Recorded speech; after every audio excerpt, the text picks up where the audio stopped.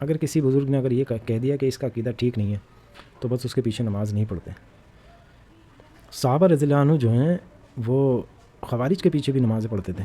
حضرت علی رضی اللہ عنہ وہ بھی نماز پڑھتے تھے خوارج کے پیچھے، اور حضرت ابن عمر رضی اللہ عنہ وہ بھی نماز پڑھا کرتے تھے خوارج کے پیچھے۔ آج خوارج کو سب لوگ کافر کہتے ہیں اور مانتے بھی ہیں، جو بات ہے، اور ماننا بھی صحیح ہے، مگر صحابہ کرام نے کبھی بھی کسی کو کافر نہیں کہا، وہ کسی کی تکفیر نہیں کیا کرتے تھے۔ مگر ہمارے جو مسلمان بھائی ہیں وہ ایک دوسرے پر کفر کے فتوے ایسے لگاتے ہیں جیسے کوئی بات ہی نہیں ہے۔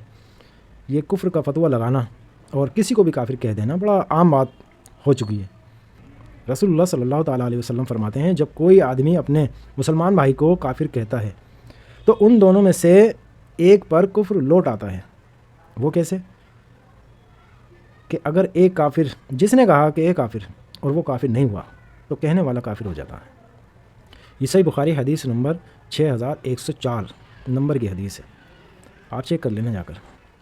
اس حدیث سے معلوم ہوا کہ اگر آپس میں مسلمان آپس میں ہی اگر کفر کے فتوے لگائیں گے تو ان میں سے ایک تو پکا کافر ہوگا۔ اب یہی بات خارجیوں کے اوپر آتی ہے کہ خوارج جو ہیں حضرت علی کو نعوذ باللہ کافر کہتے تھے، مگر حضرت علی نے کبھی بھی ان کو کافر نہیں کہا۔ تو یہاں پر یہ ثابت ہوتا ہے کہ خوارج جو ہیں وہ اس حدیث کے تحت کافر ہو جاتے ہیں، کیونکہ حضرت علی تو ایمان والے تھے، مومن تھے نا اصل میں۔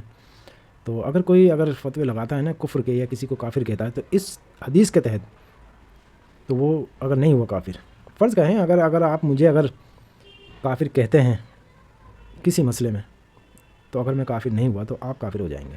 حقیقت تو یہ ہے، یہ حدیث ہمیں یہی بتاتی ہے۔ میں آپ کو چند وہ علامتیں بتا دیتا ہوں اور دکھا دیتا ہوں، بلکہ اگر بتانے بیٹھوں گا تو کافی لمبی ہو جائے گی ویڈیو، تو آپ دیکھیں اور اس کو یاد کریں اور اسکرین شاٹ لے لیں اور آرام سے بیٹھ کے یاد کریں اس کو، کہ اگر ان میں سے اگر کسی چیز کا بھی اگر انکار کر دیتا ہے تو وہ کافر ہو جاتا ہے۔ باقی اور اپنی طرف سے کسی کو کفر کے فتوے مت لگایا کرو، کیونکہ اکثر میں دیکھتا ہوں چھوٹی چھوٹی باتوں میں کافر کہہ دیتے ہیں لوگ، اپنے ایمان کی فکر نہیں کرتے، فلاں کافر فلاں کافر فلاں کافر۔ باقی انشاءاللہ اگلی ویڈیو میں